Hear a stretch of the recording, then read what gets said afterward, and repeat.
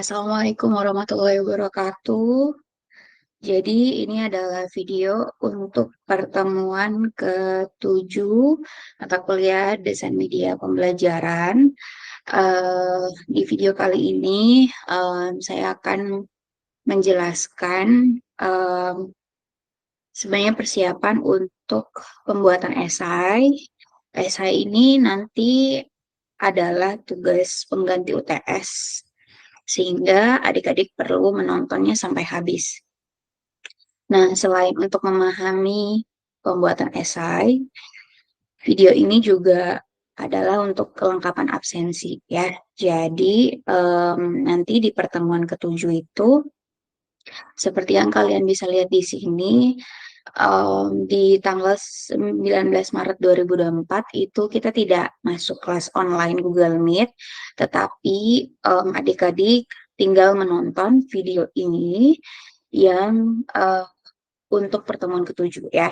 Sehingga bukti absensi itu silakan di-upload di tugas kelas khusus di topik Meet 7 dan nanti tinggal di-upload bukti screenshotnya telah menonton video ini.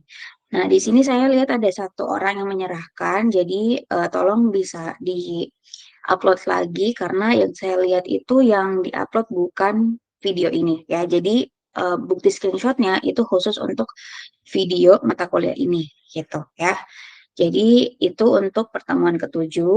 Nah, jadi sudah clear ya untuk pertemuan ke-7 absensinya seperti apa, kemudian kegiatan yang adik-adik lakukan adalah menonton video, kemudian mengupload bukti screenshotnya untuk absensi, dan tentunya memahami video ini ya. Jadi video ini silakan bisa uh, fleksibel saja ditontonnya, apakah mau nanti di pause untuk misalnya mencatat, terus mau dicepatin ataupun dilambatin speednya ya. Kalau itu nanti tergantung dari adik-adik ya. Apakah mungkin saya menjelaskannya terlalu cepat atau terlalu lambat, silakan diatur speednya. Oke, nah jadi di pertemuan ke-8 itu adik-adik harus mengupload esai yang sudah kalian bikin secara individual, di mana esai tersebut adalah pengganti UTS. Jadi nanti silakan bisa diupload tugasnya di Meet 8 dan silakan perhatikan tenggat waktunya ya, baik itu yang absensi di pertemuan 7 dan juga yang di pertemuan ke-8. Nah, di pertemuan ke-8 ini kalian tinggal upload tugas esai kalian yang sudah kalian bikin. Tentunya kalian sudah harus memahami terlebih dahulu seperti apa esai yang saya minta dan isinya seperti apa, formatnya seperti apa ya. Jadi silakan diupload kalau misalnya sudah selesai, kemudian nanti absensinya saya ambil dari pengumpulan esai tersebut gitu. Nah, nanti untuk tambahan info sebenarnya ini kalau dilihat di sini di tugas kelas sudah ada pertemuan ke-9 juga ya di tanggal 2 April 2024, tetapi ini hanya untuk info tambahan atau persiapan kalian ya. Jadi silakan nanti juga dibaca infonya seperti apa, nanti dipersiapkan lalu setelah itu kita nanti akan masuk di pertemuan ke-9 lewat Google Meet ya. Oke. Intinya dipantau terus updatean postingan di Google Classroom ini ya, biar tidak ketinggalan info, kemudian biar segala jenis tugas itu bisa selesai on time. Baik, kita masuk ke bagaimana caranya membuat esai ya. Jadi esai itu di sini ada sumber bacaannya sebelum kalian menuliskan esai atau menyusun esai. Esai itu harus dipahami terlebih dahulu ya, yang diminta itu seperti apa. Nah, makanya di sini saya menyiapkan ada beberapa sumber. Yang pertama ini pedoman KTI FKIP 2021. Ini di dalamnya akan ada isi bagaimana definisi dari esai, kemudian contoh format esai itu seperti apa. Nah, silakan bisa diklik ya, diklik kanan kalau saya ini, kemudian nanti kalau sudah kita akan lihat di halaman 4 sampai 9 ya. Di info itu tadi ada halaman berapa yang kalian bisa lihat. Jadi di panduan KTI ini yang kita masih pakai sehingga tentunya saya juga menggunakan ini ya. Jadi silakan adik-adik di situ juga sambil membuka PDF-nya ataupun bisa di print out PDF ini gitu ya, karena ini juga yang bisa dipakai untuk seterusnya ya. Oke, jadi esai itu apa? Esai itu adalah bentuk tulisan, ya, bentuk tulisan di mana tulisan ini terdiri dari beberapa paragraf dan isinya adalah pengembangan ide sebuah topik. Oke, nah berarti ada tiga syarat di sini ya. Jadi ada tulisan, bentuknya tulisan terdiri dari beberapa paragraf dan merupakan ide penulis yang original terhadap sebuah topik atau tema. Nah, topik atau temanya untuk esai yang kalian akan buat adalah artikel jurnal yang sudah saya persiapkan di Google Classroom tadi gitu ya. Nanti kita akan lihat seperti apa artikelnya. Nah, jadi selain itu, esai ini juga ada strukturnya. Ada pendahuluan, ada inti, dan juga ada eh, penutup ya. Jadi silakan dibaca lebih lengkapnya di sini halaman 4 sampai 9. Jadi pendahuluan, inti, dan penutup ya. Jadi bisa misalnya pendahuluannya itu satu paragraf, kemudian intinya itu beberapa paragraf setelah pendahuluan dan kesimpulan atau penutup itu untuk penegasan gitu ya di paragraf akhir. Nah, kemudian jenis esai yang akan kalian bikin itu adalah jenis esainya eksplanasi. Eksplanasi itu berarti menjelaskan ya. Artinya kalian nanti harus memahami dulu topik atau tema di artikel jurnal tersebut. Setelah itu baru kalian menjelaskan atau menerangkan proses terjadinya si penelitian itu gitu ya. Jadi bagaimana sesuatu itu terjadi dan konsekuensi dari si penelitian itu ya. Jadi intinya kalian merangkum artikel jurnal tersebut tetapi menggunakan bahasa kalian gitu ya. Jadi saya akan menilai bukan hanya dari pengumpulannya on time kemudian tapi juga dari apakah isinya itu sesuai dengan yang ada di dalam artikel jurnal, artinya nanti tidak dari sumber lain, karena sumber satu-satunya itu saya batasi hanya artikel jurnal tersebut. Lalu nanti juga formatnya tadi ya, dari pendahuluan, inti, dan penutup. Jadi kalau misalnya tidak lengkap, berarti juga poinnya akan berkurang nilainya.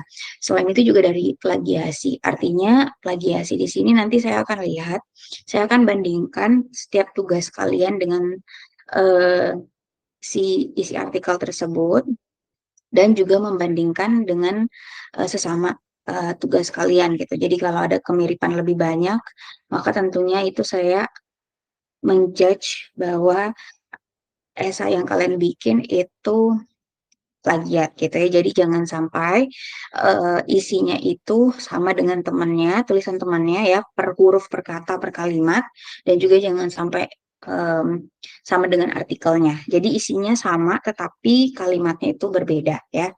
Kalian diuntungkan karena ini artikel bahasa Inggris, jadi tentunya tidak akan mirip gitu ya dengan artikel jurnal per kalimatnya atau per huruf per katanya itu. Tapi kalian eh, nanti akan harus memahami dulu si artikel jurnalnya ini dalam bentuk bahasa Indonesia.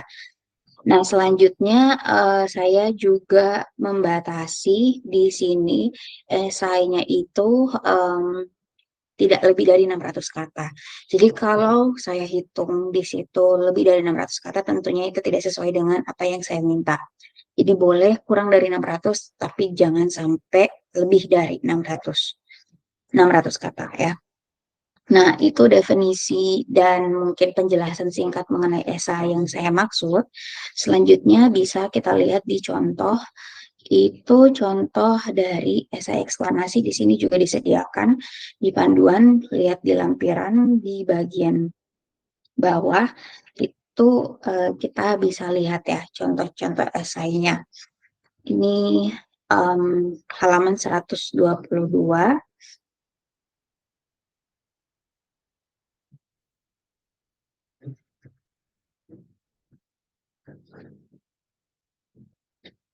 Nah, jadi setelah kalian memahami bacaan tersebut, nanti secara mandiri esainya seperti apa. Nah, kalian bisa juga lihat contoh esai eksplanasi yang diminta di sini, gitu ya. Contohnya ini adalah esai yang dibikin, dia tidak lebih dari 1 halaman, kemudian referensinya dimasukkan di bawah. Nah, jadi selain kalian menulis esai sesuai format, kemudian sesuai dengan isi artikel jurnal tersebut, kalian juga harus mencantumkan yang pertama itu judulnya. Judul itu bisa beda-beda, tapi temanya sama ya. Judul bisa beda-beda, redaksinya seperti apa boleh beda-beda, tetapi temanya harus merujuk ke artikel tersebut. Kemudian isi di sini bisa isi esai ya, maksudnya jadi tadi ada pendahuluan, inti, dan penutup. Nah, yang gak kalah penting itu adalah di referensi. Jadi referensinya kalian harus juga cantumkan artikel jurnal tersebut. Nah, untuk menulis referensi, ini kan cuma satu ya artikel jurnalnya. Tetapi kalian tidak boleh sembarang menuliskan referensinya seperti ini misalnya ya.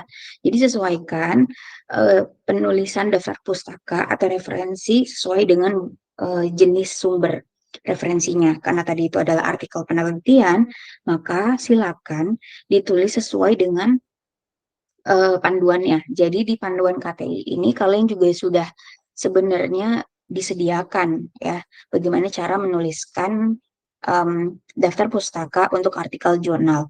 Silakan dicari di panduan ini. Di sini ada ya. Jadi harus sesuai dengan panduannya ya. Dan ini juga salah satu sebagai poin penilaian. Nah, lanjut ke sini. Jadi contoh ini ditampilkan ya, dia itu menuliskan esai eksplanasi yang referensinya hanya satu ya, yaitu ini ya. Nah, tentunya sebelum menulis esai di atas isinya, harus tahu dulu isi artikelnya itu ya. Maka tentunya harus dipahami dulu, dicari dulu ya. Ini referensinya seperti apa, kemudian dicari di Google itu ya si referensinya, kemudian dipahami isinya ya. Nah, lalu kalau sudah dipahami tentunya baru bisa menuliskan esai tersebut ya. Jadi saya sudah menyediakan di sini, bisa dilihat ya, itu di bagian sebelah sini, diklik ini, kemudian nanti kita akan ke websitenya yang ini. Nah, ini saya sudah cari khusus untuk kalian, jadi nggak perlu cari lagi di Google referensi yang dimaksud. Ya, jadi silakan diklik saja tadi ya di Google Classroom. Nah, ini adalah referensi yang dimaksud di lampiran tadi. Jadi judulnya beda ya, judul artikelnya dengan yang di esai. Nah, ini tuh tidak apa-apa, berbeda ya, tetapi temanya sama gitu. Ya. Nah, silakan kalau mau lebih memahami mendalam contoh dari lampiran tersebut gitu ya. Kalian bisa baca dulu referensinya di sini. Ini ada 8 halaman. 8 halaman dan bahasa Indonesia, jadi sangat mudah untuk dipahami ya. Jadi dipahaminya tidak usah terlalu mendetail gitu ya, tetapi intinya kalian bisa melihat perbandingan antara isi artikel dengan isi esainya ya. Setelah kalian sudah baca, kemudian akhirnya coba kalian lihat lagi contoh esai yang sudah dibikin gitu. Apakah benar-benar sama persis atau ada yang berbeda. Nah, di situ kalian akan temukan yang saya maksud tadi ya. Jadi silakan bisa melakukan kegiatan mendalami si contoh ini dengan referensinya tadi. Nah, tapi saya sudah review juga sendiri ya. Jadi saya sudah baca referensinya, kemudian saya juga sudah baca isi esainya. Ini kalau menurut saya dari review saya ya yang singkat ini, isinya itu bisa kita lihat atau isi yang ini di paragraf ini kira-kira ini terinspirasi dari isi artikel jurnal tadi ya, isi referensi tadi ya, tetapi tentunya di parafrase atau di dikata-katain sendiri, dikalimatkan sendiri, tetapi ada yang tidak ada di situ gitu. Jadi yang diambil itu bagiannya itu kalau dari artikel jurnal yang tadi itu adalah di bagian latar belakang, di bagian latar belakang ya, di pendahuluan tadi, di sini pendahuluan ya. Nah, tapi di bagian metode sampai hasil itu tidak dicantumkan sebagai isi dari esai eksplanasinya. Sehingga review saya ini esainya kurang lengkap gitu atau tidak benar-benar mengcover semua referensi semua isi di referensi ini gitu. Jadi hanya sebagian. Nah, jadi kalian mungkin bisa mengkoreksi apa yang saya nilai dari esai ini ya. Kalau misalnya kalian benar-benar meninjau secara mandiri juga ya. Tapi kalau tidak tentunya kalian akan mempercayai omongan saya ya. Nah, yang nanti saya minta dari adik-adik, esainya itu harus bisa mengcover semua isi dari referensi yang kita mau bikinkan esai gitu. Jadi jangan tidak lengkap, jangan setengah-setengah, dan itulah yang akhirnya membuat si nanti esainya itu nggak lengkap menceritakan isi dari referensinya gitu ya. Jadi saya harap kalian bisa memahami dulu artikel jurnalnya baru bisa membuat esainya ya. Jadi di sini kalian diminta untuk bisa merangkum dengan kalimat yang singkat-singkat tapi bisa lengkap gitu ya. Oke, jadi itu untuk penjelasan tentang esainya yang saya minta untuk kalian bikin. Kita lanjut lagi ke artikel jurnalnya ya, karena sudah selesai untuk penjelasan esai, kita beralih ke artikel jurnalnya. Jadi dari kalian semua itu referensinya sama, hanya satu, tetapi tentunya nanti isi esai kalian pasti beda-beda dengan teman kalian gitu ya. Nah, di sini bisa kalian lihat esainya eh, informasinya yang ini ya, pedoman KTI FKIP ini, kemudian yang sebelah ini ya untuk referensinya tadi yang di lampiran. Nah, yang akan kalian pahami artikel jurnalnya, saya menyediakan websitenya yang sebelah sini dan file PDF-nya yang artikel jurnal ini ya. Saya buka dulu yang websitenya untuk saya kasih lihat website jurnalnya seperti apa.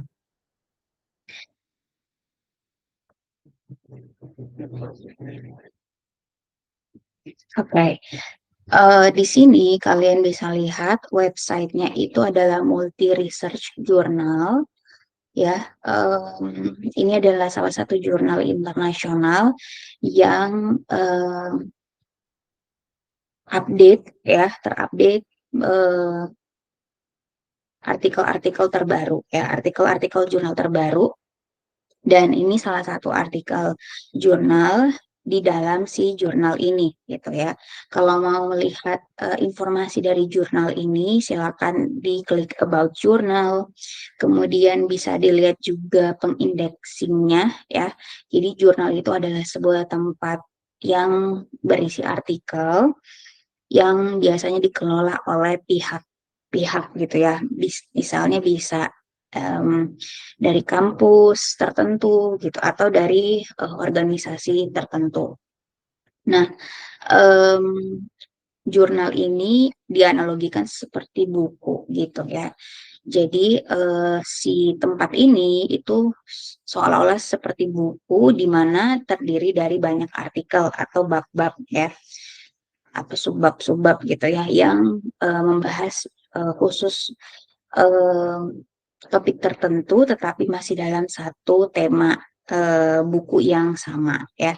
Jadi karena ini adalah jurnal multi research, artinya jurnal yang di dalamnya itu berisi artikel jurnal yang sudah melakukan penelitian di bidang multidisiplin gitu. Jadi bukan hanya pendidikan, tapi bisa saja bidang-bidang yang lain gitu ya.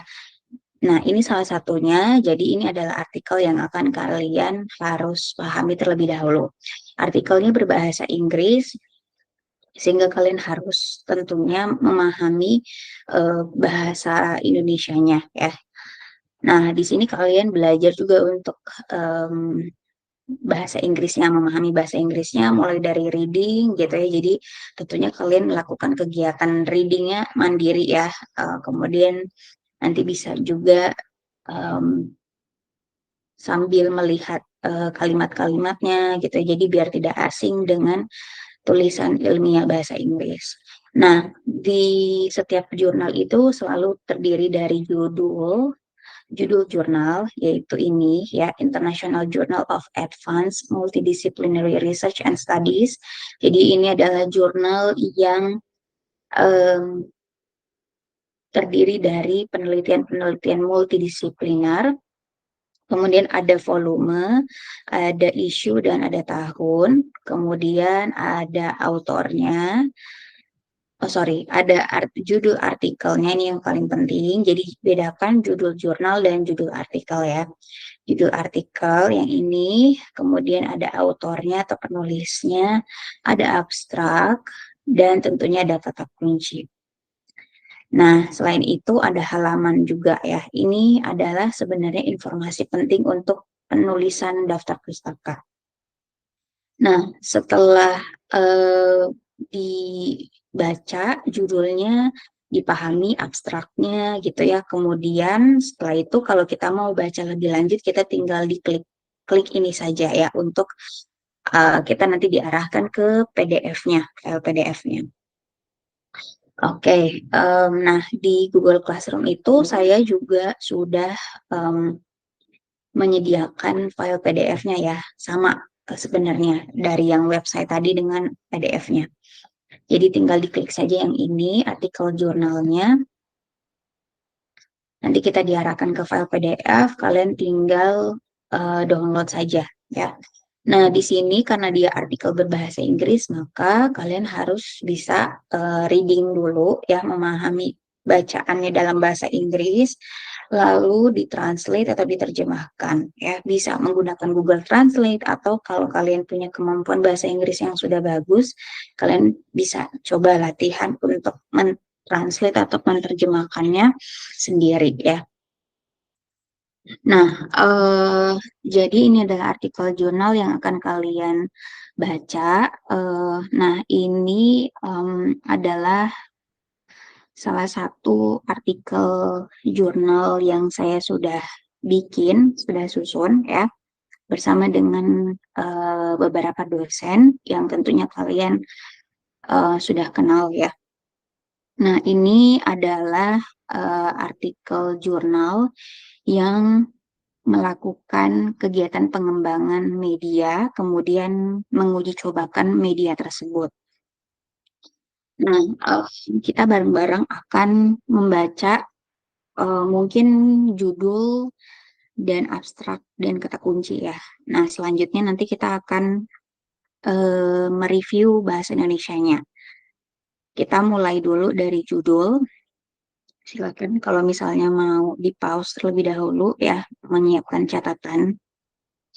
Nah, ini judulnya Development of Weblog as Learning Resource of Coordination System for Student in Senior High School. Jadi pengembangan weblog sebagai sumber belajar, materinya sistem koordinasi untuk siswa SMA.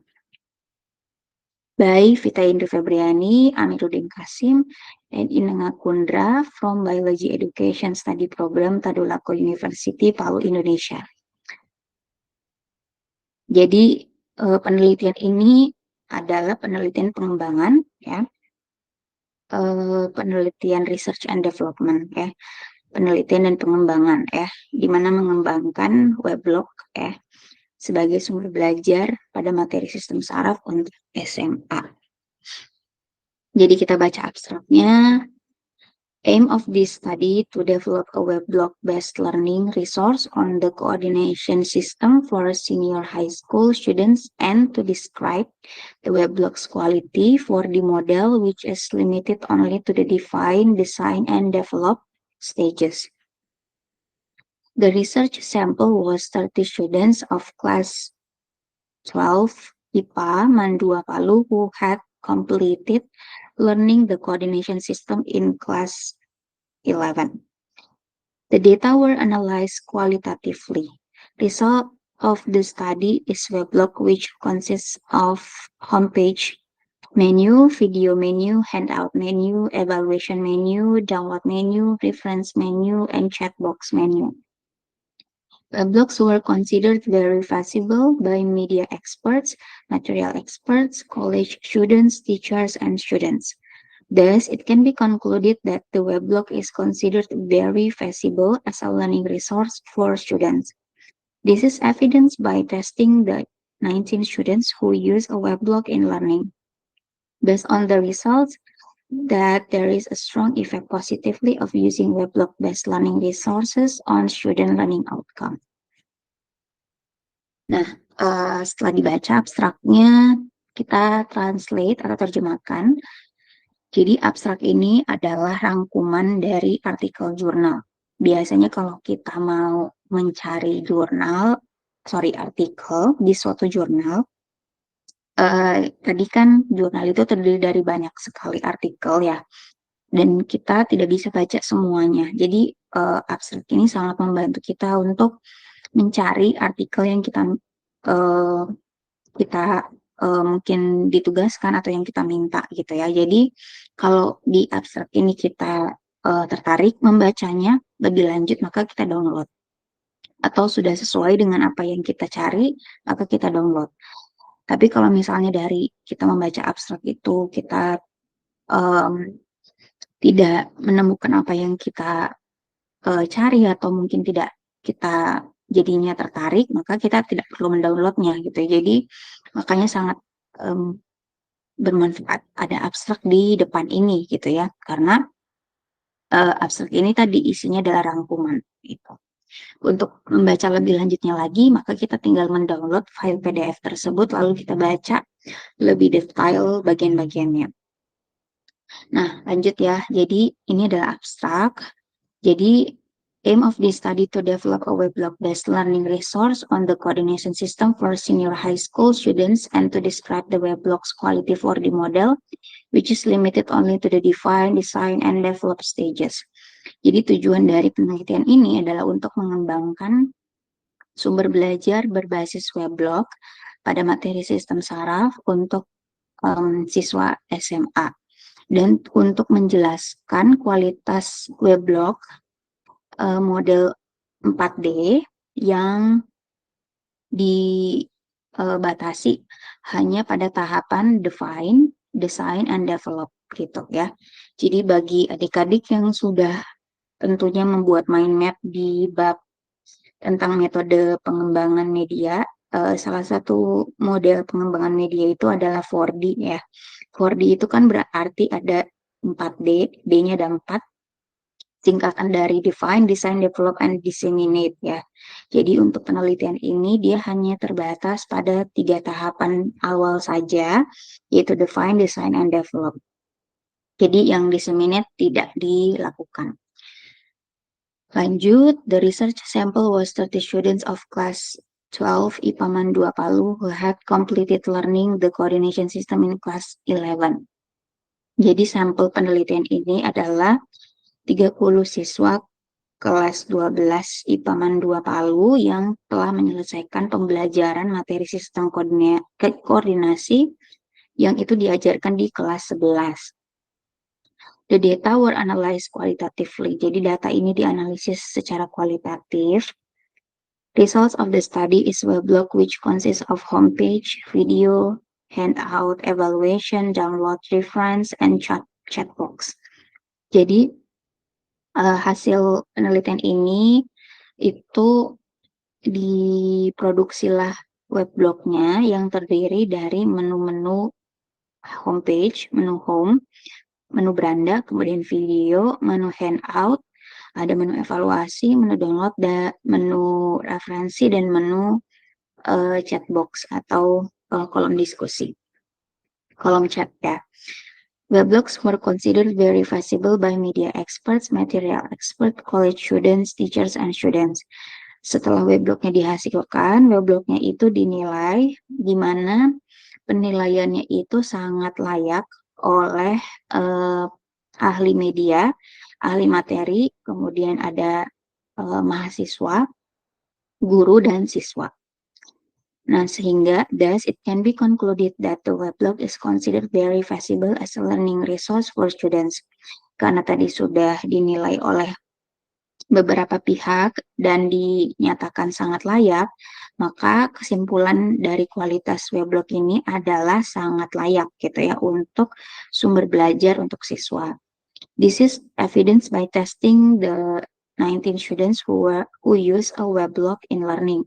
Jadi setelah dinyatakan sangat layak, selanjutnya si weblog ini juga diuji apakah penggunaannya di pembelajaran itu bagus.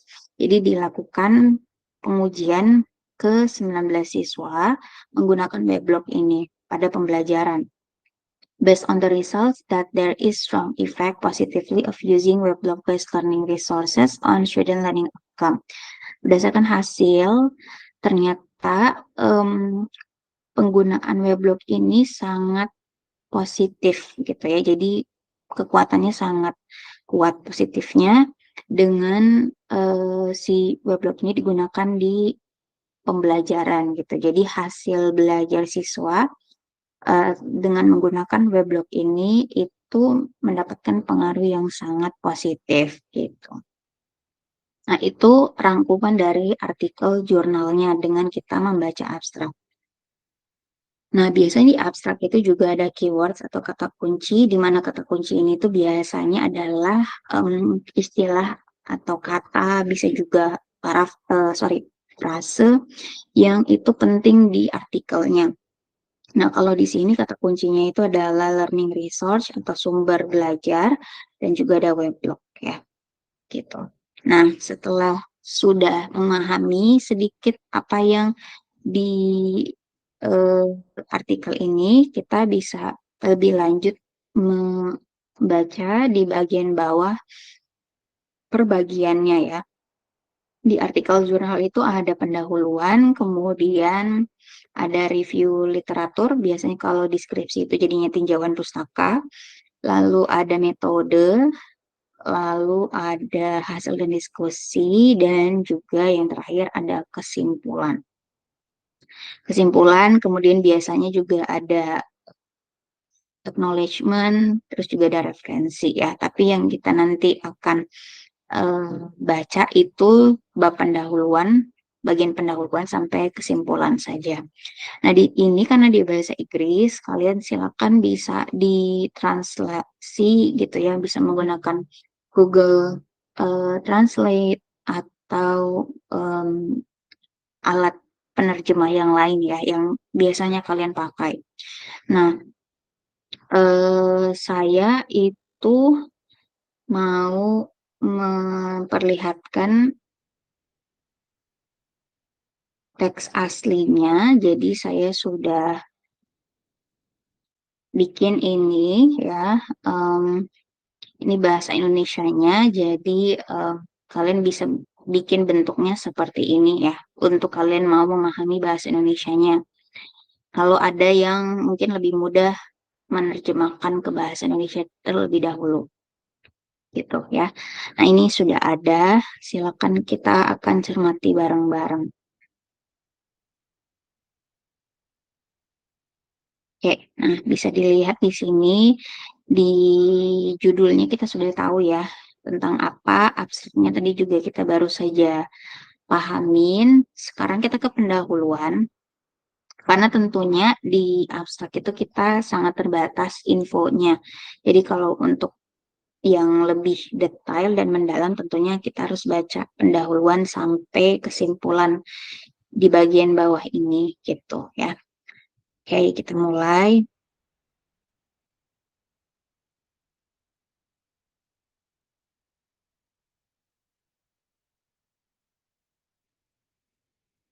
Oke, ya. Kita mulai dari pendahuluan. Pendahuluan di sini kalau di skripsi itu ada latar belakang ya. Di sini ada latar belakangnya juga ya. Jadi rumusan masalahnya tidak dituangkan secara eksplisit bentuk pertanyaan, tapi hanya latar belakangnya saja. Tapi dari latar belakang itu kita sebenarnya secara implisit tahu apa masalahnya. Oke, kita baca. Studi PISA atau Program for International Student Assessment di tahun 2018 mengemukakan bahwa literasi sains siswa di Indonesia masih rendah, yaitu di peringkat ke-72 dari 80 negara. Rendahnya literasi tersebut dapat disebabkan karena rendahnya pemahaman siswa akan sains. Salah satu penyebab masih rendahnya pemahaman siswa adalah kurangnya motivasi atau minat siswa dalam belajar. Minat atau motivasi siswa dalam belajar dapat dipengaruhi dari proses pembelajaran yang berlangsung di kelas. Jadi di sini kita diberikan informasi yang mungkin meluas terlebih dahulu atau yang global bahwa kalau dari studi yang dilakukan oleh PISA, di mana PISA ini adalah sebuah eh, program untuk menilai siswa secara internasional ya. Dan salah satunya ada Indonesia yang terlibat di situ, sehingga Indonesia juga bisa dilakukan evaluasinya. Nah, di sini PISA itu melihat literasi sains ya. Literasi sains siswa di Indonesia ternyata sampai tahun 2018 itu masih rendah. Jadi peringkat 72 dari 80. Jadi masih sangat rendah ya, masih berada di peringkat paling bawah. Nah, berarti kan kalau peringkatnya paling bawah, artinya Indonesia itu literasinya masih rendah gitu dibandingkan dengan negara-negara lain. Nah, rendahnya literasi itu ternyata bisa disebabkan karena rendahnya pemahaman siswa akan sains. Gitu. Jadi siswa di Indonesia itu masih belum bisa memahami konsep sains itu dengan benar. Maka literasinya juga akhirnya rendah. Nah, sehingga lebih lanjut di sini dikatakan bahwa rendahnya pemahaman siswa akan sains itu ternyata bisa disebabkan salah satunya ya. Jadi ada banyak penyebab mungkin, tapi salah satunya adalah karena siswa itu kurang berminat belajar. Jadi karena siswa itu motivasinya atau minatnya belajar sains itu rendah, maka mereka juga punya pemahaman sains rendah. Nah, karena pemahaman sainsnya rendah, maka literasi sainsnya juga rendah gitu. Jadi ada kayak efek-efek yang ditimbulkan dari minat yang rendah sehingga pemahaman sains rendah sehingga akhirnya literasi sainsnya rendah. Nah, selanjutnya di sini dikatakan kenapa siswa itu rendah motivasinya atau mereka tidak berminat belajar karena dipengaruhi dari proses pembelajaran yang berlangsung di kelas gitu. Jadi eh, ternyata motivasi siswa yang rendah itu bisa disebabkan karena proses belajar di kelasnya gitu. Nah, lanjut, biologi merupakan salah satu materi sains yang dibelajarkan di SMA. Salah satu materi biologi yang masih dianggap rumit adalah materi sistem koordinasi. Selain rumit, jika dibelajarkan oleh guru di kelas, maka siswa tidak dapat memahami materi tersebut dengan maksimal karena terbatasnya waktu belajar di kelas. Nah, jadi karena sains itu kan ada banyak materi ya, ada banyak subjeknya lagi, ada biologi, fisika, kimia. dan sebenarnya juga matematika masuk di situ. Jadi biologi ini kan salah satu berperan penting dalam sains ya. Sehingga ternyata ya kalau misalnya siswanya itu tidak berminat belajar biologi, siswanya tersebut akhirnya rendah pemahaman biologinya gitu ya. Nah, ternyata karena biologi ini salah satu materi sains, maka tentunya itu dibelajarkan atau harus diajarkan gitu ya di SMA oleh guru dan harus dipelajari oleh siswa. Nah, di materi biologi itu ada banyak materi yang rumit ya atau yang sulit dipahami oleh siswa, yaitu materi salah satunya adalah materi sistem koordinasi. Materi ini sulit karena materinya banyak ya, kemudian waktu di kelas untuk si guru mengajarkan materi tersebut ke siswa itu tidak cukup gitu, jadi terbatas. Sehingga bisa jadi dari proses belajar yang didapatkan oleh siswa di kelas mengenai materi ini, itu jadinya si siswanya motivasinya rendah gitu, karena ya tidak maksimal guru dalam membelajarkan itu di kelas. Lanjut, di tahun 2019, Indonesia menduduki peringkat keempat secara internasional sebagai pengguna internet terbanyak. Indonesia juga merupakan pengguna gadget terbesar keenam secara internasional. Data mengenai pengguna teknologi di Indonesia juga didukung secara nasional, di mana siswa SMA merupakan pengguna internet paling banyak dibandingkan masyarakat dengan tingkat pendidikan lainnya. Dengan demikian, siswa SMA sudah familiar dengan penggunaan gadget dan akses internet. Nah, tadi kan masalahnya di kelas itu karena materi itu banyak, tapi waktu di kelas untuk membelajarkan materi itu terbatas, sehingga bisa menyebabkan minat atau motivasi siswa itu rendah untuk belajar materi itu gitu ya, karena tadi rumit, kemudian materinya banyak, terus yang eh, karena tadi ya waktunya itu terbatas, gurunya mengajarkannya juga pastinya tidak maksimal. Nah, ternyata fakta yang lain itu adalah eh, siswa SMA itu punya andil terbesar, paling besar ya, eh, dari pengguna internet dan gadget gitu ya. Jadi berarti siswa SMA ini kan sudah bisa menggunakan gadget dan sudah terbiasa ya menggunakan gadget dan tentunya menggunakan akses internet untuk mereka mencari sesuatu gitu ya di gadget tersebut gitu ya. Nah, berarti kita sambung lagi di paragraf yang ini, kedekatan siswa akan penggunaan kedua jenis teknologi tersebut dalam kesehariannya memberikan peluang bagi guru maupun staf pendidik yang lain dalam mengembangkan kegiatan belajar online. Kegiatan belajar yang sifatnya online merupakan salah satu solusi nyata dari Permendikbud nomor 36 tahun 2018, di mana beban belajar dapat dilakukan di luar jam belajar di kelas sesuai kesepakatan antara guru dan siswa. Nah, jadi kan kita udah akhirnya mendapatkan masalahnya tadi ya di awal. Nah, tapi masalah ini ternyata bisa dicarikan solusinya dengan peluang bahwa si anak-anak SMA ini mereka sudah bisa menggunakan dua teknologi ini, yaitu gadget dan internet gitu. Nah, kenapa enggak si teknologi tersebut dipakai untuk membantu keterbatasan eh, proses pendidikan di kelas gitu ya. Jadi si guru dan mungkin staf pendidik gitu ya, itu bisa menggunakan teknologi tersebut untuk mengembangkan kegiatan belajar online. Nah, kegiatan belajar online ini sebenarnya juga punya dasar hukum, yaitu dari Permendikbud nomor 36 tahun 2018. Artinya, proses belajar itu bukan hanya di kelas saja, tetapi juga bisa di luar jam kelas. Yang penting guru dan siswanya itu sepakat untuk melakukan proses pembelajaran tersebut gitu. sehingga beban belajar di kelas itu bisa berkurang gitu ya, atau materi yang diajarkan itu bisa maksimal diajarkan walaupun tidak hanya di kelas saja. Lanjut, pemanfaatan akses internet dan gadget sebenarnya telah diselenggarakan dalam bentuk bimbel belajar online atau bimbel online ya.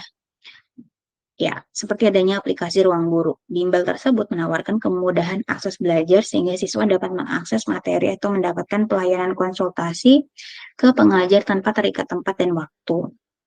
Nah, ternyata kegiatan belajar online itu sudah bukan hal baru lagi di Indonesia karena sudah ada eh, platform yang menyediakan kegiatan belajar online ini gitu ya, yaitu misalnya Ruang Guru. Nah, kemudahan yang diberikan oleh bimbel online akan tetapi masih memiliki kekurangan yang spesifik dalam hal biaya pembayaran bimbel.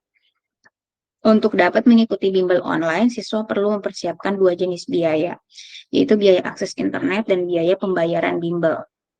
Dengan demikian, tidak semua siswa mempunyai akses internet dan gadget mendapatkan akses pendidikan di luar sekolah yang merata. Gitu ya. Jadi, walaupun sudah ada eh, kegiatan belajar online yang diselenggarakan oleh bimbel online, masalah baru bisa timbul, yaitu siswa tidak bisa mengakses kegiatan belajar tersebut atau tidak bisa melakukan konsultasi dengan guru online-nya itu secara gratis, karena mereka harus melakukan pembayaran terlebih dahulu gitu. Jadi mereka perlu um, membayar gitu ya sebelum mereka belajar. Nah, itu adalah masalah barunya ya. Nah, adanya inovasi dalam memanfaatkan akses internet dan gadget mendorong peneliti untuk mengembangkan sumber belajar berbasis weblog. Weblog adalah salah satu sarana yang telah tersedia gratis di internet yang dapat dimanfaatkan dalam membuat sumber belajar online.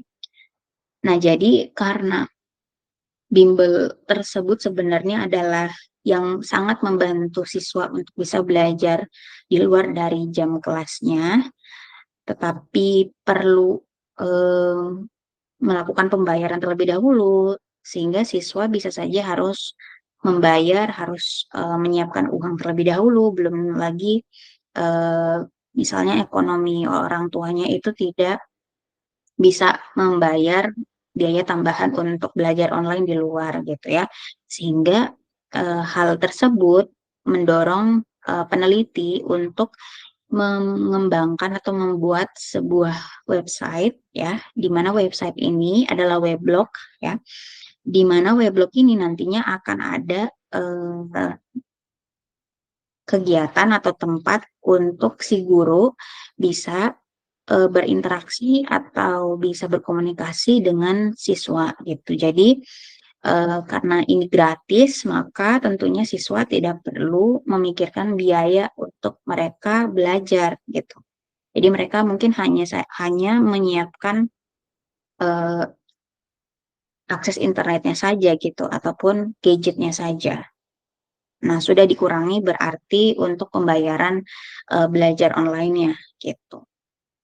Pembelajaran biologi memerlukan alat bantu untuk dapat memvisualisasikan objek materi yang dibelajarkan ke siswa. Weblog dapat memuat berbagai macam komponen seperti teks, gambar, audio, dan video. Oleh karena itu, peneliti tertarik dalam mengembangkan sumber belajar berbasis weblog pada materi sistem koordinasi dan untuk mengetahui pengaruh dari weblog yang dikembangkan terhadap hasil belajar siswa. Nah, jadi paragraf ini merangkum semua pernyataan di atas ya. Bahwa yang pertama, um, perlu um, perlu sebuah tempat online yang sudah familiar oleh siswa, karena siswa itu sendiri sudah sering menggunakan atau setiap hari menggunakan gadget dan internet. Maka eh, teknologi tersebut akhirnya bisa dipakai untuk mengatasi permasalahan keterbatasan kelas ataupun waktu belajar di kelas untuk memahami suatu materi biologi, di mana materi biologi ini adalah salah satu materi sains gitu ya, yang sulit untuk dipahami siswa. Kenapa? Karena materinya banyak, rumit, butuh visualisasi gitu ya. Jadi si gurunya harus bisa memberikan objeknya atau visualnya gitu ya, sehingga siswanya bisa memahami materi tersebut dengan lebih mudah gitu. Jadi dengan tempat belajar online, di mana tempat belajar online itu tidak memerlukan tempat offline ya atau ruang kelas, tidak memerlukan waktu tambahan di sekolah, melainkan bisa di luar dari jam sekolah. Terus di weblog itu juga kita bisa mengembangkan sumber belajar yang nanti bisa visualisasinya itu menarik sehingga nanti materinya bisa dipahami siswa dengan lebih baik gitu. Selain itu juga gurunya akan bisa saling berkomunikasi terus sama siswanya walaupun tidak di sekolah. Jadi itu yang melatar belakangi kenapa dikembangkannya weblog ini gitu. Jadi nanti setelah weblognya itu dikembangkan, maka weblognya nanti akan dinilai lalu nanti diujikan di proses belajarnya. Seperti apa hasil belajar siswa dengan menggunakan weblog tersebut. Nah, itu latar belakangnya ya. Kita lanjut ke tinjauan pustaka. Saya tetap mempertahankan ini karena tentunya kita juga harus tahu konsep dari yang mau dibikin, kemudian weblognya itu sendiri dan juga materinya ya. Walaupun tentunya nanti kalian tidak begitu banyak harus menyebutkan materinya, materi yang ada di dalam weblog itu. Tapi tetap saja saya review sampai selesai sampai kesimpulan biar lengkap. Oke, tinjauan pustaka itu yang pertama ada sumber belajar berbasis weblog. Nah, weblog ini dapat dibuat dan digunakan untuk tujuan pendidikan yang disebut dengan EduBlog atau Education Blog. Sebagai contoh penggunaan EduBlog, salah satunya guru dapat menciptakan proses pembelajaran online.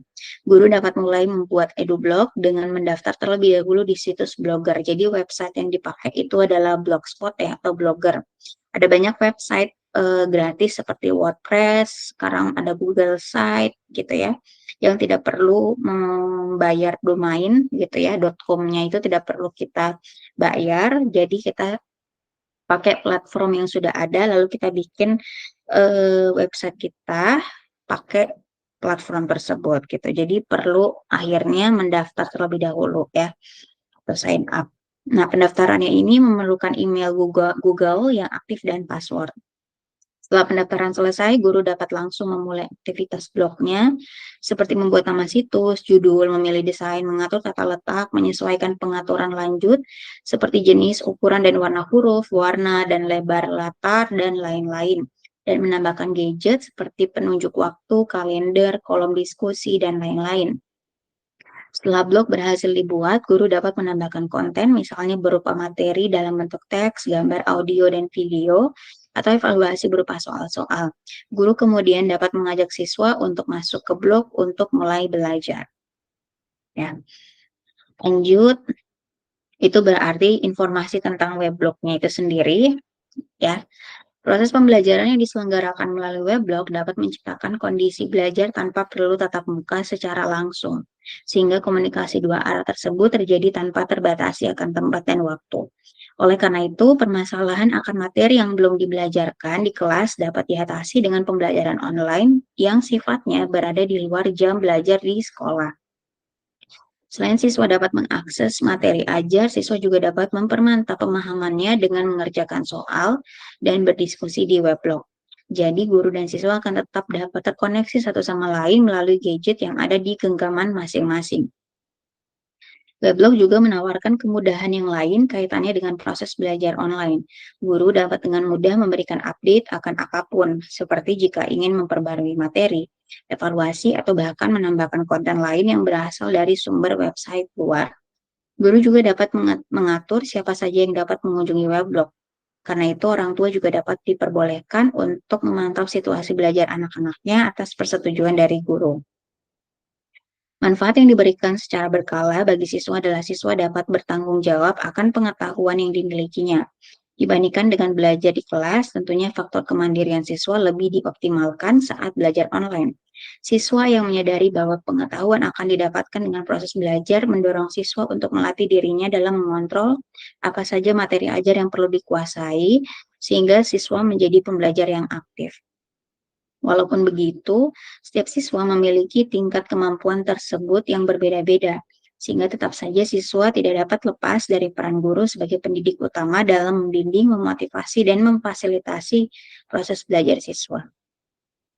Jadi harapannya weblog ini tetap bisa membuat siswa itu dan guru bisa saling terkoneksi gitu ya. Jadi tetap harus ada peran guru juga ya, walaupun siswa bisa belajar secara mandiri. Nah, di tinjauan pustaka itu juga biasanya ada materi yang di dalam weblognya gitu ya. Jadi materi yang nanti di cover itu apa, biasanya di tinjauan pustaka juga dijelaskan.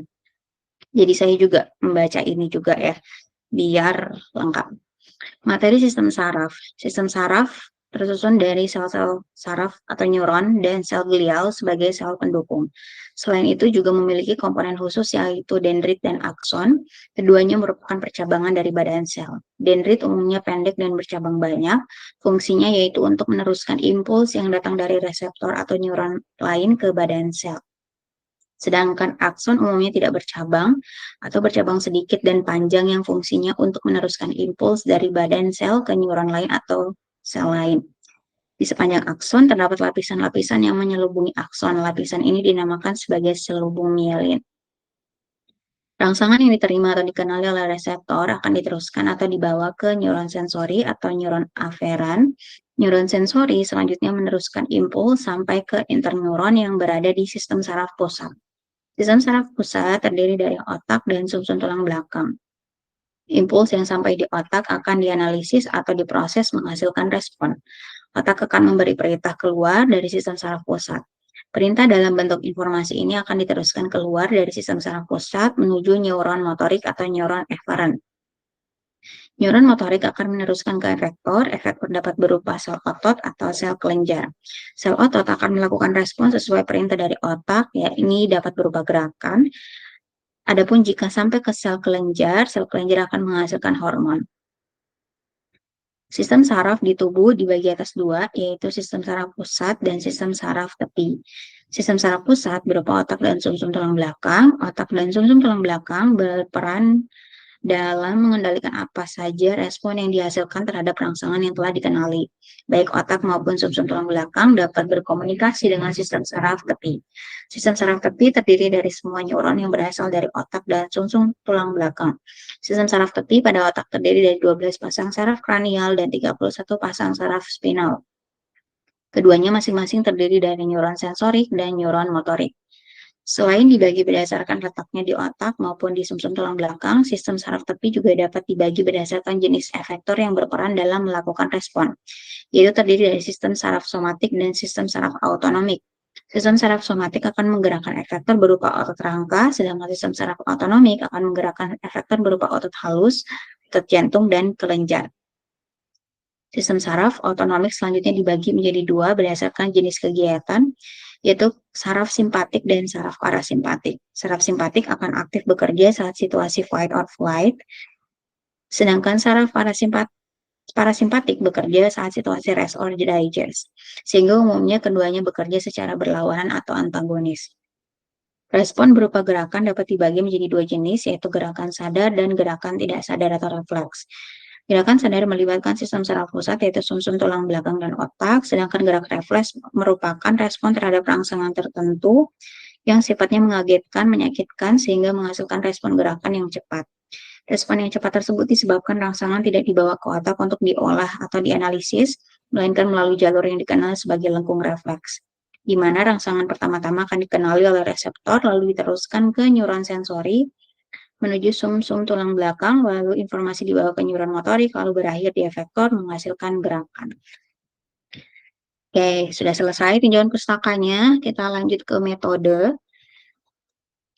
Metode ini berisi kegiatan penelitiannya ya, untuk bisa mendapatkan data.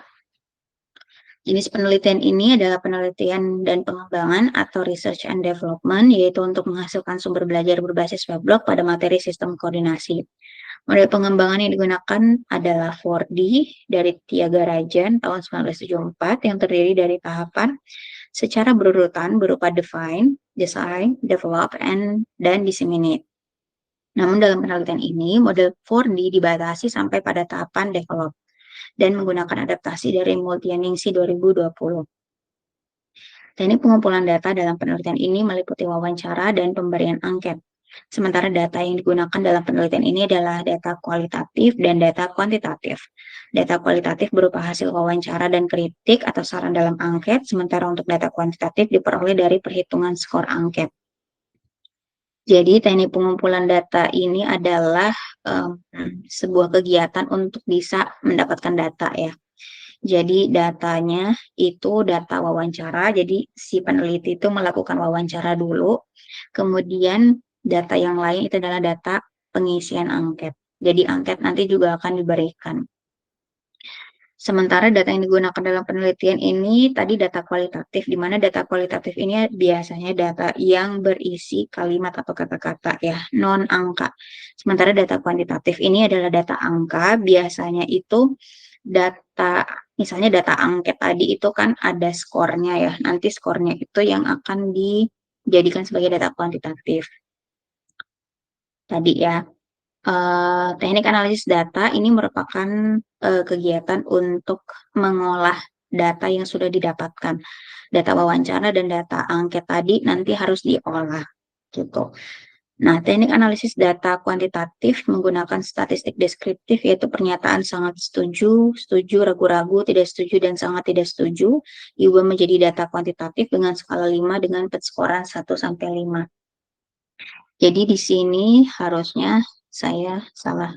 Data kualitatif ya. Data kualitatif ini tadi data misalnya wawancara tadi dan misalnya ada komentar gitu ya dari angketnya. Jadi angketnya itu dia selain angket yang ada pilihan jawabannya tapi juga disediakan komentar atau saran gitu. Jadi si yang mengisi angket itu juga bisa memberikan komentar atau saran. Jadi jawabannya bisa lebih bebas ya dibandingkan dengan yang pernyataannya itu sudah ada pilihannya gitu ya. Jadi dia diolahnya menggunakan statistik deskriptif. Jadi pernyataannya itu setuju, sangat setuju, setuju, ragu-ragu, tidak setuju, dan sangat tidak setuju gitu. Jadi ini pernyataan untuk angketnya gitu ya. Jadi si yang isi angket itu bisa memilih salah satu dari 5 pilihan tadi. Nah, kemudian si datanya tadi itu diubah menjadi skala gitu ya, data skala di mana penskorannya tadi 1 sampai 5. Jadi kalau yang menjawab sangat tidak setuju itu nanti dapat skor 1 sampai misalnya yang sangat setuju dia akan jawabnya 5 gitu ya. Jadi nanti itu dijumlahkan, dirata-ratakan. Langkah-langkah dalam analisis data antara lain produk awal weblog. Jadi nanti dikembangkan weblognya, tapi masih berupa prototype ya, atau masih bentuknya itu draft. Lalu dihasilkan dari tahapan ini nanti dinilai ya. Jadi nanti si prototype weblog ini dinilai dulu oleh tim penilai. Ada dosen ahli media, ada dosen ahli materi, ada ini bukan satu mahasiswa ya, kalau nggak salah 10 waktu itu 10 mahasiswa pendidikan biologi, terus ada 3 guru sebenarnya dan ada 30 siswa gitu ya, guru biologi dan 30 siswa SMA kelas 12 tadi. Nanti mereka akan mengisi angket tadi untuk menilai kualitas prototipe weblognya gitu ya. Nah, nanti baru dihitung skornya tadi. Lalu setelah itu hasil pengisian ini juga kan terdiri dari kritik dan saran ya. Sehingga kritik dan saran itu dikumpulkan untuk dilihat apa misalnya komentar mereka, apa yang harus diperbaiki. Lalu skor hasil item pernyataan dikonversikan menjadi nilai dengan skala 1 sampai 5 tadi ya. Lalu hasil perhitungan di persentase kelayakannya disesuaikan dengan tabel indikator kelayakan di tabel 1 ini. Lalu nanti setelah itu diperbaiki sebenarnya si produknya tadi, prototipenya ini berdasarkan dari komentar pernyataan angket yang telah diisi oleh ini ya, semua dosen ahli, dosen materi, mahasiswa, guru, dan siswa. Nanti baru diperbaiki, baru nanti si weblognya itu bisa dipakai untuk pembelajaran. Nah, setelah dipakai di pembelajaran, nanti diminta siswa itu menjawab soal yang ada di weblog itu ya untuk evaluasi. Jadi pretest dan posttestnya. Setelah itu nanti dicari ukuran efek penggunaannya gitu ya. Jadi nanti bisa dilihat dari selisih antara pretest dan posttestnya. Jadi dicari tahu ukuran efek penggunaan weblog tersebut pada saat proses pembelajaran online untuk siswa yang sebanyak 19 siswa gitu ya. Nanti akan dilihat seperti apa pretest dan posttestnya setiap siswa dan nanti secara keseluruhan satu kelas ini kalau dirata-ratakan 19 siswa itu seperti apa gitu.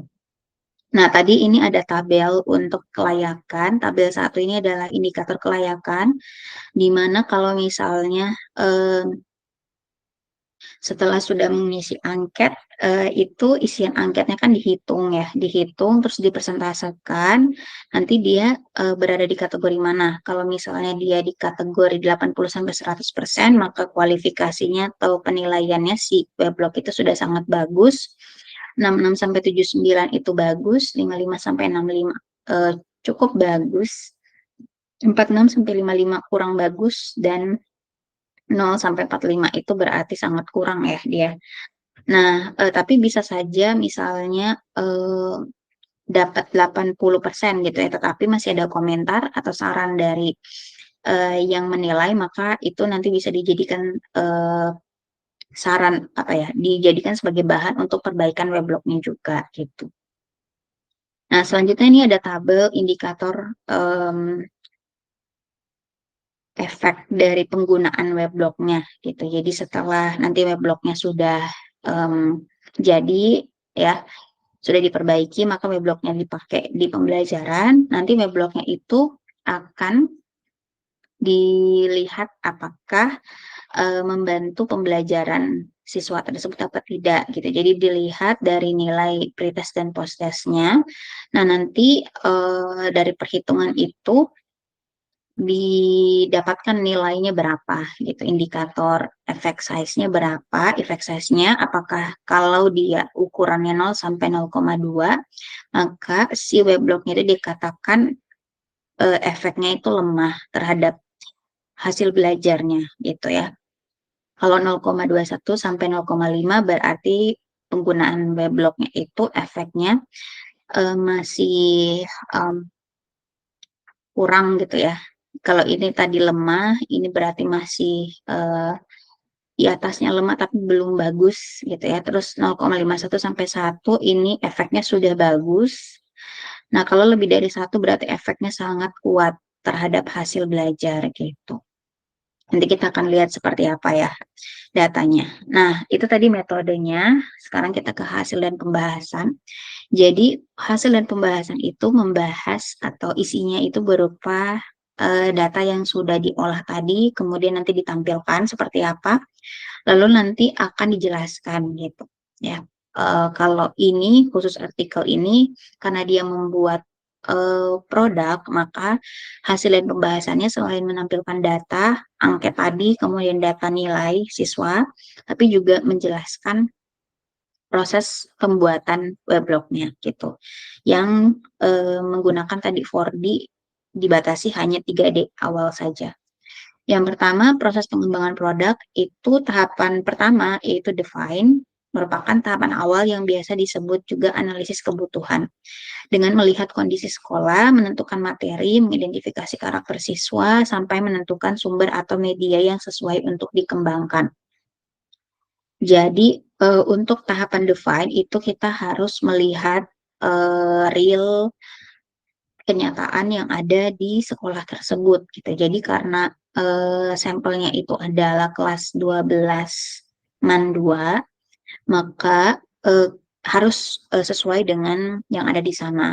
Jadi yang pertama itu melihat kondisi sekolah. Kondisi sekolahnya di sana itu yang mungkin kalau bisa dijelaskan dengan singkat, mereka memperbolehkan siswa untuk menggunakan gadget selama belajar gitu ya. Jadi kalau nanti weblognya itu bisa dipakai, itu bisa maksimal karena si sekolahnya itu tidak melarang ya.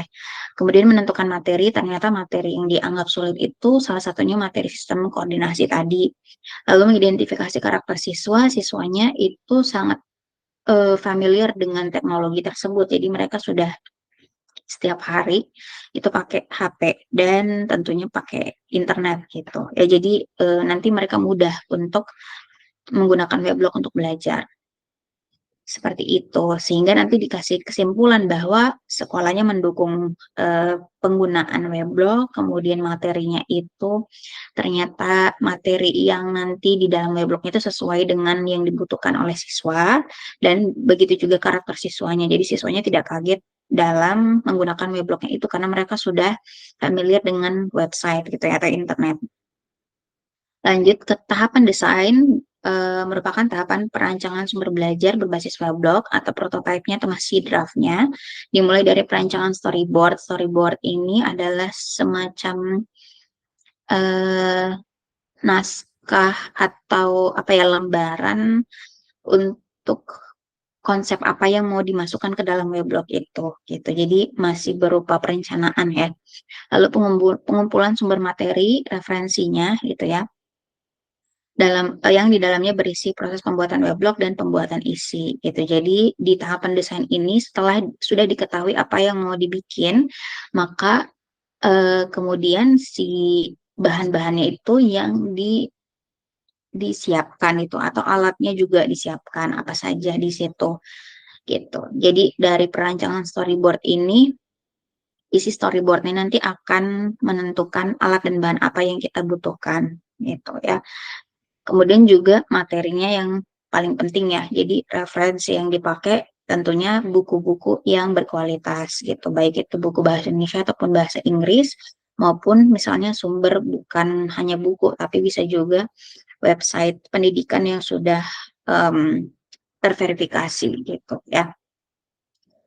Nah, lanjut di sini kalau bisa dilihat storyboardnya itu kita bikin semacam kayak contoh tampilan weblognya nanti seperti apa. Jadi biasanya di atas itu kan ada tempat websitenya, nama websitenya, kemudian di sini ada header atau judul blognya, di sini ada menu apa saja ya, kemudian di sini ada slider biasanya kayak informasi singkat untuk menarik siswa ya. Di sini yang sebelah kiri ada chatbox gitu ya. Nah lanjut, ini adalah prototipenya. Jadi ini adalah eh, tampilan weblog yang masih draft. Nah, ini sesuai dengan storyboardnya. Kita bisa lihat di sini yang di atas, paling atas ada websitenya, nama website, ada linknya, kemudian ada nama blognya, ada menunya, dan ada slider. Setelah itu yang sebelah kiri bawah ini ada chatboxnya gitu. Nah, ini yang akan dinilai oleh ahli ya, baik itu ahli materi, media, guru, kemudian mahasiswa dan juga siswa. Lanjut kita ke tahapan develop. Tahapan develop atau pengembangan dilakukan setelah prototipe itu telah selesai dibuat. Jadi prototipe kemudian dinilai oleh validator, ahli materi, validator media, mahasiswa, guru, dan siswa. Jadi nanti di sini dilihat ya kualitas weblog yang sudah dinilai oleh beberapa penilai ini. Jadi kalau untuk ahli media itu 92% penilaian kualitas weblognya, kemudian kalau ahli materi 93, kalau mahasiswa 91,6, guru 88, dan siswa 81,96%. Nah, ini kategorinya kalau di tabel ini very good ya, sangat bagus gitu. Nah, tetapi ada tentunya ada catatan komentar dari mereka. Nah, setelah melakukan perhitungan skor pada semua instrumen angket yang diisi, didapatkan presentasi kelayakan yang terlihat pada gambar di atas berdasarkan total presentasi kelayakan. Webbook dianggap sangat layak oleh dosen, kemudian dari guru, siswa, dan mahasiswa ya. Lalu prototipe kemudian direvisi sesuai dengan kritik dan saran dari tim penilai sehingga dihasilkan produk akhir. Jadi walaupun di sini kategorinya sangat bagus, tetapi masih ada komentar dan saran dari mereka dan itu yang dijadikan sebagai bahan perbaikan. Nah, dibandingkan dengan prototipe ini lebih minimalis desainnya ya. Jadi ini yang mereka minta gitu ya. Nah, lanjut. Eh, tapi di sini kita bisa lihat ya selain sama dengan storyboard, ini yang di sebelah kiri bawah yang harusnya chatbox dipindahkan ke kanan, yang di sebelah kiri ini adalah sosial media adminnya gitu ya. Jadi si siswa bisa nanti em, connect dengan adminnya di luar dari website itu gitu. Lanjut ke efektivitas produk. Artinya si produk ini atau weblog ini nanti dipakai di pembelajaran ya. Nah, produk yang dikembangkan berupa weblog yang dapat diakses secara online melalui bibiologi.blogspot.com. Sampai sekarang masih bisa diakses ini. Weblog ini terdiri atas 7 menu yang diantaranya terdiri dari beranda, video, handout, evaluasi, download, referensi, dan kolom diskusi. Menu beranda berisi audio pengenalan weblog dan video tutorial mengakses weblog dengan menggunakan laptop dan smartphone. Nah, ini sangat penting ya kalau ada video tutorial atau kayak panduan penggunaan weblog karena walaupun siswa misalnya sudah familiar, tapi kan mereka baru pertama kali melihat weblog tersebut. Jadi mereka harus tahu apa saja isinya, menunya apa saja gitu ya. Selain itu juga weblog ini terbuka untuk guru dan orang tua. Jadi akhirnya orang tua juga bisa sangat terbantu dengan mereka itu menonton video tutorial atau panduan gitu. Nah, menu video berisi kanal YouTube dan daftar video pembelajaran yang terdiri dari 28 video yang lengkap memuat materi sistem saraf. Tentang durasi setiap video berkisar 3-15 menit dengan total durasi sekitar 3,5 jam. Nah, ini dibandingkan dengan prototipenya, ini salah satu perbaikannya juga. Karena kalau yang awalnya itu videonya, satu video itu bisa lebih dari 30 menit. Nah, kalau dari komentar guru itu guru memberikan komentar videonya harus kurang dari itu gitu sehingga si siswanya tidak bosan menonton. Jadi akhirnya diedit kembali sehingga durasi setiap video itu maksimalnya 15 menit.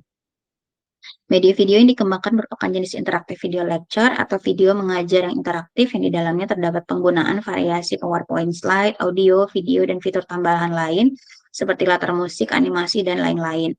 Oleh karena beragamnya fitur di dalam jenis video ini diharapkan siswa dapat menikmati proses belajarnya karena menganggap belajarnya menyenangkan. Nah, biasanya di pembahasan itu juga disertakan dukungan penelitian sebelumnya ya ini. Nah, penelitian ini sesuai dengan penelitian sebelumnya yang mengatakan bahwa video interaktif memungkinkan siswa merasa nyaman saat belajar yang akhirnya membuat siswa lebih termotivasi belajar mandiri. Selain penggunaan yang fleksibel, adanya variasi fitur yang melibatkan unsur audio dan video visual yang simultan dapat mempercepat proses transfer informasi di otak siswa menjadi memori jangka panjang yang membuat siswa menjadi lebih cepat paham. Nah, selain menu video, menu beranda itu ada menu handout berisi rangkuman dan penguatan dalam bentuk handout yang terdiri dari 42 halaman dengan 32 halaman materi. Handout dikembangkan dalam bentuk cerita atau storytelling. Sebagai salah satu media digital dari storytelling, penggunaannya telah dibuktikan dalam penelitian sebelumnya bahwa dapat menarik siswa belajar lebih lama gitu ya. Jadi kalau handout bentuknya itu cerita, si siswa itu bisa lebih lama belajarnya. Dengan penyajiannya berupa cerita di kehidupan sehari-hari, siswa dapat memahami materinya secara kontekstual karena terdapat kedekatan emosional antara bahan bacaan dengan pengalaman siswa. Selain menu-menu lain yang tadi di atas, ini ada menu evaluasi berisi tautan website kuisis yang terdiri dari 20 nomor soal pilihan ganda di mana setiap soal tersedia 5 pilihan jawaban. Website kuisis dapat digunakan sebagai salah satu solusi untuk guru dalam melatih kebiasaan siswa mengerjakan soal yang kaitannya juga untuk meningkatkan pemahaman siswa terhadap materi. Hal ini sesuai dengan penelitian sebelumnya bahwa siswa lebih nyaman menggunakan soal yang di website Quizzes karena terdapat fitur yang menarik di Quizzes yaitu tampilan seperti games, tersedia reaksi menarik setiap menjawab soal, ada latar musik, mengetahui skor jawaban, dan peringkat antar siswa berdasarkan skor. Soal dan jawaban dapat diacak setiap kali mengulang latihan soal, dapat digunakan multiplayer, artinya bisa main real time dengan teman-temannya ya. Kemudian fitur lainnya. Sehingga siswa di sini tidak bosan latihan karena memungkinkan siswa dapat latihan bersama dengan siswa lainnya. Selain itu adalah kuisis ini bisa memberikan kayak laporan, semacam kayak report gitu ya, atau laporan ke orang tua. Jadi kalau misalnya orang tua pengen tahu hasil belajar anak-anaknya, itu bisa langsung terkirim juga ya laporannya. Menu download berisi tautan video pembelajaran yang dapat digunakan sebagai alternatif pilihan jika siswa ingin menontonnya secara offline. Nah, ini sebenarnya pilihan juga kalau misalnya siswanya itu mau menyimpan videonya di dalam folder entah di HP ataupun di laptop, itu bisa di-download dulu semuanya. Atau misalnya gurunya itu juga bisa memasukkan ke CD atau DVD gitu ya, terus nanti bisa ditayangkan di kelas gitu. Jadi walaupun offline itu bisa tetap diakses, tapi sebelumnya harus di-download terlebih dahulu. Nah, lanjut menu referensi berisi daftar referensi yang digunakan dalam pembuatan video pembelajaran dan handout. Jadi menu referensi ini bisa juga dijadikan sebagai sumber pustaka untuk guru ya. Jadi gurunya itu bukan hanya dapat materi, video ataupun handout, tapi juga mereka bisa lihat buku yang dipakai di penyusunan materi di weblog tersebut. Lanjut menu kolom diskusi, berisi kotak diskusi dan tautan sosial media peneliti. Siswa dan guru dapat berinteraksi di kotak diskusi secara langsung saat membuka weblog. Hal ini sesuai dengan penelitian sebelumnya bahwa penggunaan sarana diskusi lewat internet dapat memfasilitasi beberapa hal. Misalnya baik siswa dan guru dapat saling bertukar informasi di luar jam pelajaran. Kemudian bisa memungkinkan siswa terlibat aktif dalam menyampaikan dan merespon ide, khususnya untuk siswa yang kurang asertif atau yang mungkin mereka masih malu gitu ya untuk bertanya langsung ke guru. Nah, itu tadi adalah produk dari weblognya, kualitasnya seperti apa kita sudah ketahui. Nah, selanjutnya si weblog ini mau dipakai di pembelajaran di kelas. Nah, jadi kita juga akan lihat efektivitas produknya ya. Nah, weblog ini lanjut dinilai pengaruhnya terhadap hasil belajar siswa. Ada sebanyak 19 siswa mengikuti pritas lalu belajar secara online dengan menggunakan weblog tadi, dan setelah itu mereka melakukan post-test di akhir pembelajaran. Jadi post-test dan pretestnya ini sama soalnya, di mana soalnya itu ada di evaluasi, menu evaluasi di website weblog yang berisi soal yang terdiri dari berapa puluh nomor tadi ya. Ada 20 nomor itu ya. Jadi kita akan lihat apakah terdapat perbedaan antara tes yang mereka lakukan sebelum menggunakan weblog atau pretest dan tes yang dilakukan setelah mereka sudah menyelesaikan pembelajaran mandiri menggunakan weblog tersebut atau post-test. Di sini ada 19 siswa, kita lihat pretest dan post-testnya ya. Kemudian post-testnya. Nah, ini adalah di kolom paling kanan, ini adalah uji effect size atau Cohen ya. Ini ada rumusnya, jadi bisa dihitung manual, tapi bisa juga menggunakan program SPSS ataupun Excel ya. Nah, ini kita bisa lihat effect size-nya per individu, jadi per siswa ya. Misalnya siswa 1, siswa 2, sampai siswa 19 itu effect size-nya berapa, dan bisa juga secara total gitu ya, effect size-nya berapa. Nah, kita bisa lihat tabel tadi yang ketiga ya, di situ kan ada kategori kalau dia lebih dari 1 maka effect size-nya itu sangat kuat gitu ya, positif. Positif kuat. Nah, di sini bisa dilihat bahwa tidak ada yang ini hampir mendekati 1 ya, tapi semuanya lebih dari 1. Dan ini bisa dikatakan bahwa secara individu siswa itu terbantu dengan menggunakan weblog ini karena bisa dilihat dari pretestnya 70, posesnya 90. Begitu juga dengan siswa yang lainnya. Sehingga kohennya atau efek size-nya itu juga besar gitu. Nah, ini sangat jauh perbedaannya ya antara pretest dan post-test, sehingga efek size-nya juga besar juga ya. Nah, berdasarkan tabel 3 yang ada di metode penelitian tadi, hasil effect size yang diperoleh dari perhitungan keseluruhan siswa adalah 2,7 ya. Nah, di mana hasilnya dalam kategori positif kuat. Hal ini menunjukkan bahwa pengaruh penggunaan weblog dalam proses pembelajaran pada siswa mempunyai efek positif yang kuat. Secara khusus, setiap siswa juga memiliki kategori kuat. Jadi dari secara total ataupun secara individu itu juga kategorinya sama ya, kuat positif. Hal ini menunjukkan bahwa siswa senang belajar dengan cara menggunakan weblog. Berdasarkan tabel 3 juga, pemanfaatan weblog dalam pembelajaran yang dilakukan siswa menyebabkan peningkatan hasil belajar. Preferensi siswa untuk belajar dengan menggunakan weblog gitu ya. Peningkatan hasil belajar dapat disebabkan oleh siswa memiliki pengalaman yang lebih baik dengan menggunakan weblog. Pengaruh positif ini juga bersesuaian dengan penelitian sebelumnya bahwa hasil belajar yang meningkat dapat disebabkan karena siswa memiliki pengalaman belajar yang lebih baik dengan menggunakan weblog. Berdasarkan penelitian yang juga dilakukan oleh penelitian lain, weblog yang digunakan dalam pembelajaran mempengaruhi pengalaman belajar, feedback, dan reward, komunikasi dan interaksi, pengaruh sosial, dan attitude siswa selama belajar. Siswa akan mendapatkan pengalaman belajar yang berbeda dengan belajar di kelas. Siswa lebih antusias belajar dengan teknologi yang telah mereka sukai, internet dan gadget. Dengan kemudahan tersebut memungkinkan siswa untuk tetap dapat berinteraksi dengan guru dan siswa lainnya. Pemberian reward dan feedback secara online dapat memberikan kedekatan emosional antara siswa dan guru sehingga menumbuhkan kepercayaan satu sama lain. Oleh karena itu, penyelenggaraan proses belajar secara online dapat menimbulkan perubahan perilaku atau attitude yang lebih baik bagi siswa akibat pengaruh sosial yang baik juga dari guru dan siswa lain. Hasil belajar yang mengalami peningkatan setelah belajar menggunakan weblog berhubungan dengan self-efficacy dan motivasi siswa. Keduanya merupakan bagian dari karakter atau kepribadian siswa. Jadi menurut penelitian sebelumnya, baik self-efficacy maupun motivasi itu punya irisan pola yang serupa.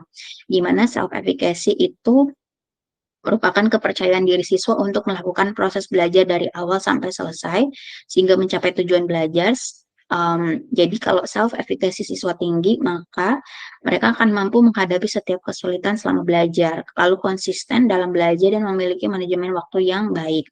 Sementara motivasi itu dijelaskan sebagai kemauan dan dorongan dalam diri siswa untuk mencapai tujuan belajarnya.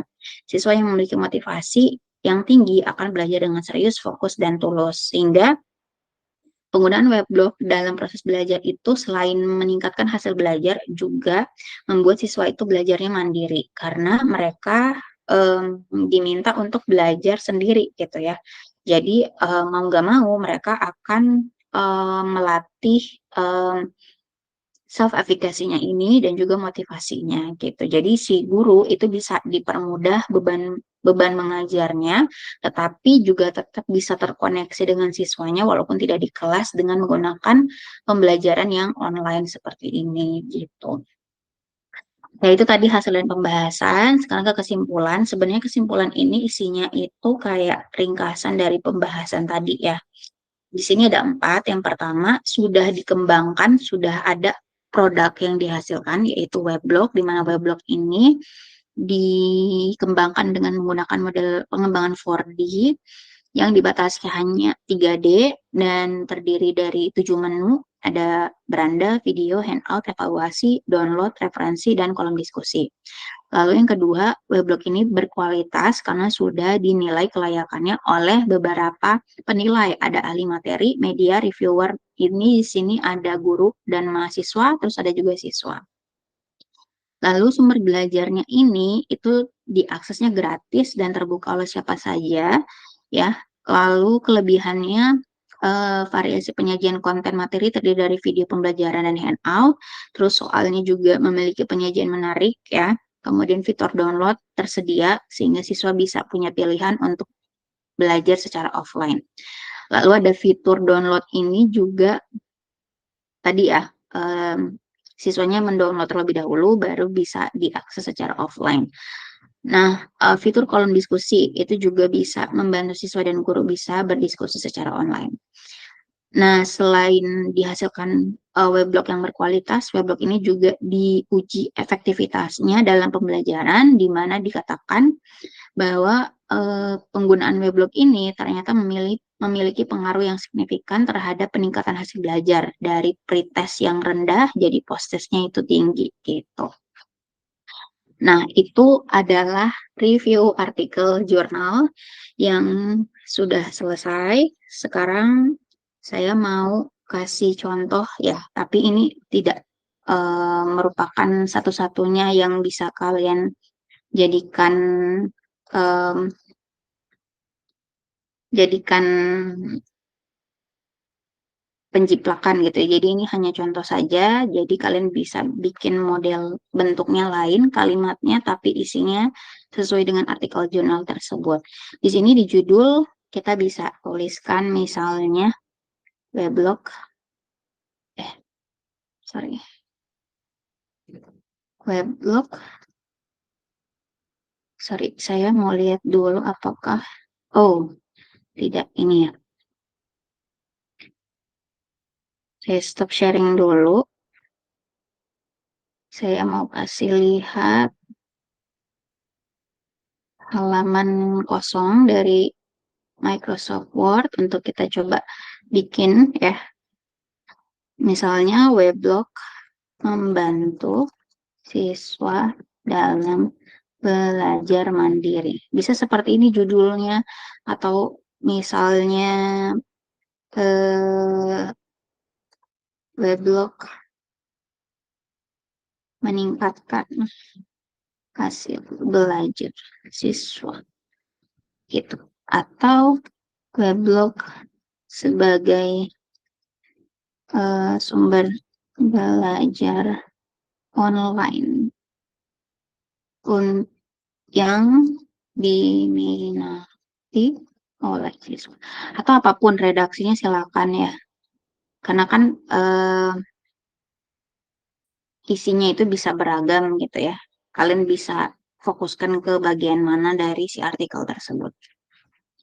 Jadi coba misalnya tadi weblog adalah sumber belajar online untuk misalnya meningkatkan skill belajar siswa gitu ya, ini judulnya. Kemudian paragraf pendahuluannya sorry,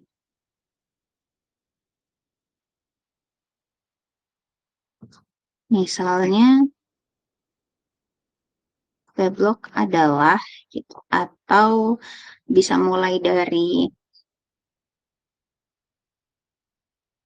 sumber belajar online yang gratis masih terbatas gitu dan belum bisa menjamin kualitas isinya sehingga eh, penelitian siapa tadi ya, biasanya kalau di sitasi ini kayak nama akhir gitu ya, in Febriani dan all et al ini berarti dan kawan-kawan, tapi untuk artikel jurnal bahasa Inggris 2023 sehingga penelitian Febriani et al relevan gitu misalnya dengan kebutuhan akan sumber belajar yang bisa diakses oleh siswa secara gratis dan berkualitas gitu. Sumber belajar ini berupa weblog yang memuat isi berupa apa saja.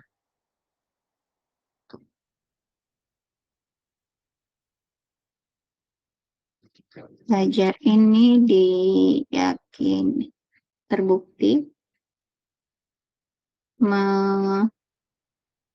terbukti uh, meningkatkan hasil belajar siswa.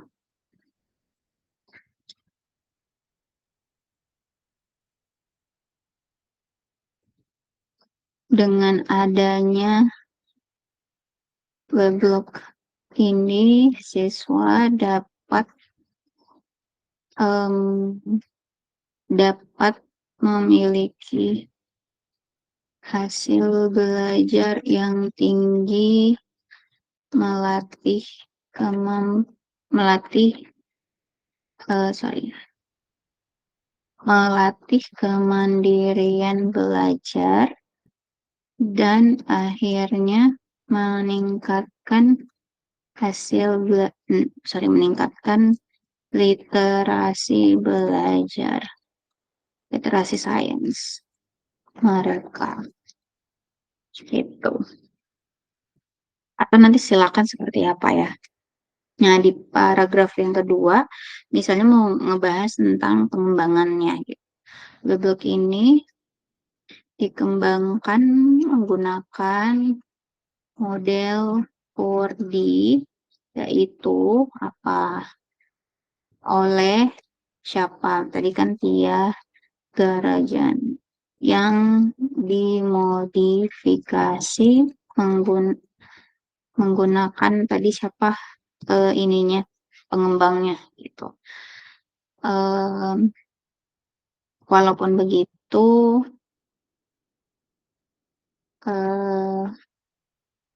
kegiatan pengembangan dibatasi hanya sampai 3D gitu. 3D gitu ya. Nah, lanjut di sini bisa misalnya kualitas weblog sangat layak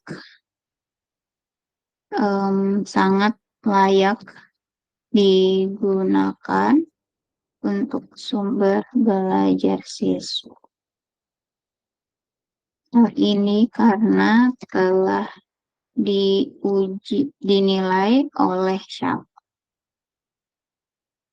gitu. Nah, lanjut di sini misalnya weblog ini juga digunakan di kelas. Hasilnya apa? Nah, berdasarkan deskripsi di atas, sehingga weblog ini bisa digunakan sebagai alternatif guru dalam